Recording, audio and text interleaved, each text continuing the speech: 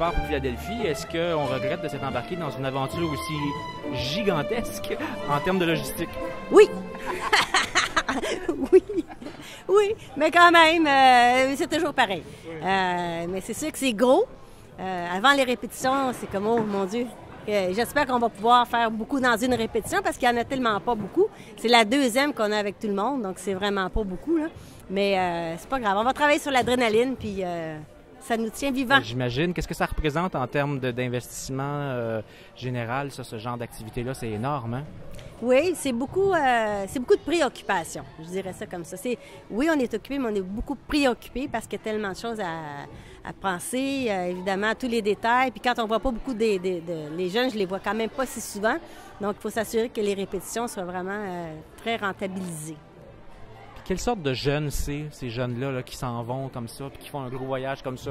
On en voit plein, ils font toutes sortes d'activités, mais ceux-là qui font du violon, du violoncelle, s'en vont faire un concours, là, c'est quelle sorte de jeunes qui sont en général? Ce sont des jeunes avec une très bonne concentration. Très bonne concentration, avec un très grand souci de bien faire.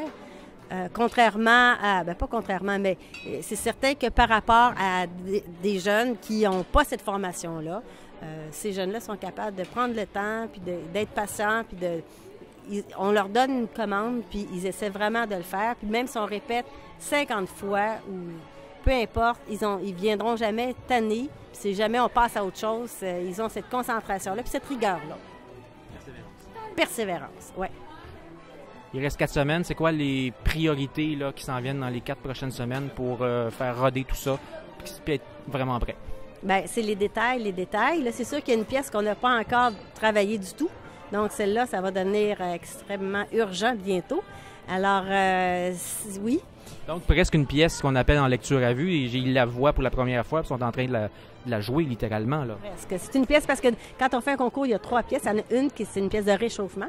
Alors, même si c'est une pièce de réchauffement, il faut quand même, vu que c'est la première, il faut quand même faire une bonne impression. Autrement, on a tout le temps une coche à remonter si jamais la pièce n'est pas intéressante.